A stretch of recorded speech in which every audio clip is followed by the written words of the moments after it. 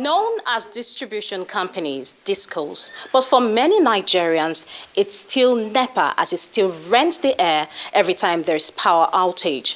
For a country with a population of over 200 million people, access to constant power supply is a luxury only the rich can afford. Electricity debuted in the US 106 years after it declared independence from the UK. In Nigeria, electricity debuted in 1896 at the Ijora Power Station in Lagos. That's 64 years before Nigeria gained independence in 1960. Till date, despite all the chest beating and thumping, 127 years after electricity debuted in the world's most populous black nation, Nigeria still suffers inadequate power supply. Different administrations have attempted to tackle the problem. They sunk billions of dollars and naira into this without result. A challenge that, according to the World Bank, is estimated to have cost businesses about $29 billion yearly. The Energy Progress Report 2022, released by Tracking SDG 7, shows that Nigeria has the lowest access to electricity globally, with about 92 million out of the country's 200 million population lacking access to power. Electric power remains a major clog in the wheel of Nigeria's target to become one of the top economies in the world, with masses and business owners scampering to share a meager 4,000 megawatts load offtake in the Nigerian electricity supply industry. Nigeria has installed capacity 13,500. The highest on paper that transmission can evacuate, it has not been tested. What transmission has boasted that they can evacuate is 8,500. But at the downstream, the discos cannot take more than 5,800 megawatts. So every day on grid, you have an average of 5,000 megawatts stranded power.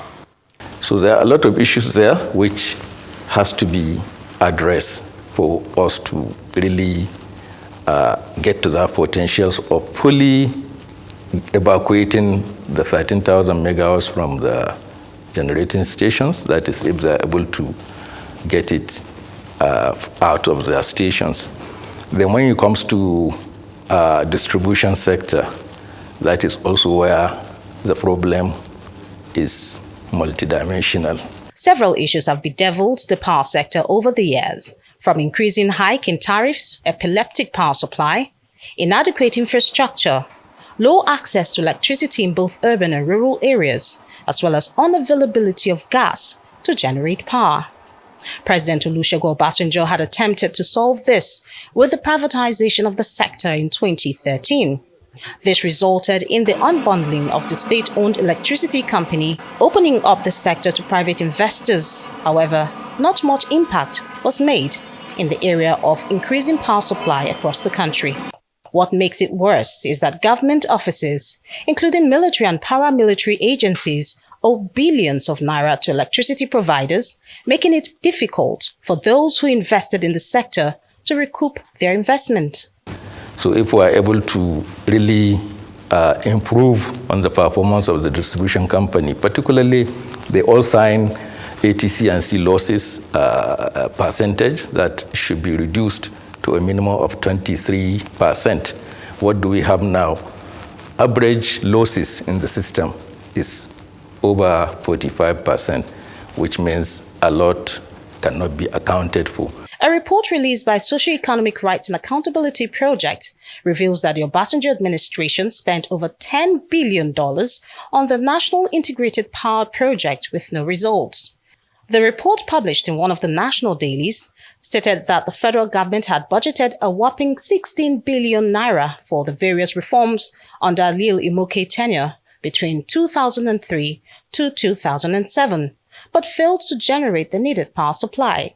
The question is why? The continual breakdown of national grid remains a significant concern among Nigerians.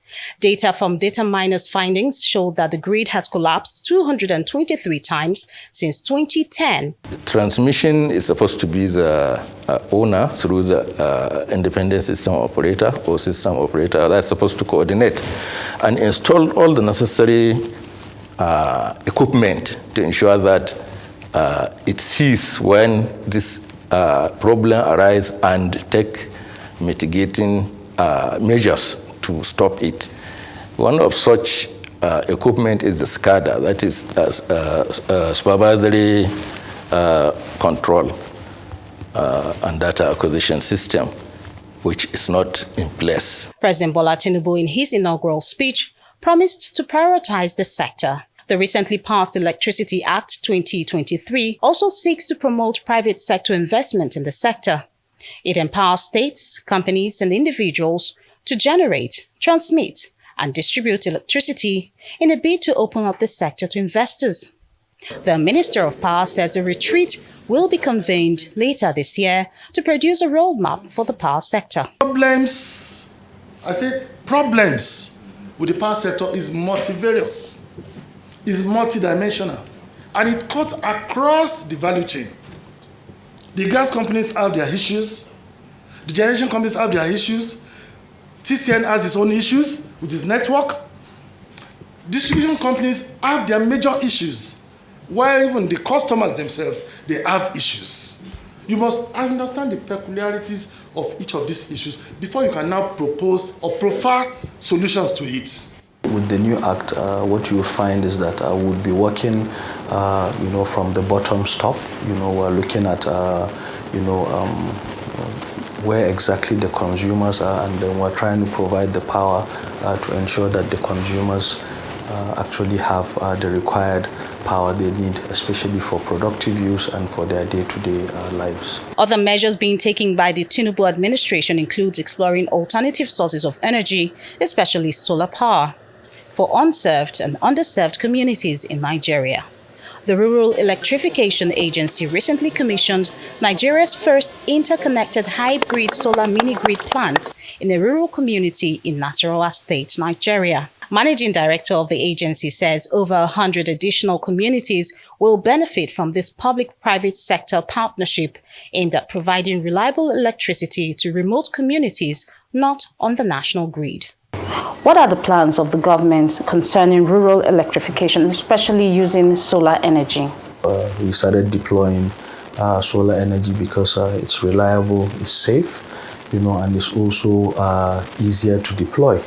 So what it means is that if you have a community of maybe 1,000 people, you are able to provide them with a mini grid, do a distribution network within that community, and they are able to consume their power within that particular space. However, what has happened to the licenses of distribution companies after 10 years of privatization, as well as the state of the Siemens-supported Presidential Power Initiative? If you go to the Siemens project, we've said it before, there's a fraudulent monopoly of equipment contract.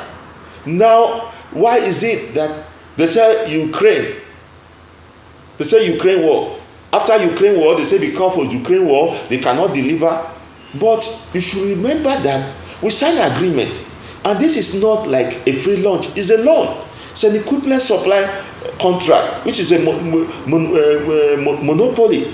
You have the ABB, you have Siemens, you have other original equipment manufacturer. And so that equipment monopolies supply was not subjected to international bidding. What we have seen of recent, and I think even the Minister of Power has queried it, is just an automatic renewal of these licenses to another 5 years. So having said that, I think the Minister has done the right thing after probably investigating to see the circumstances behind such automatic renewals. Then I think the right thing will have to be done to either endorse it or look at those who are not performing, and then they review their licenses. But there is a lease of hope for Nigerians yet to be given electricity meters.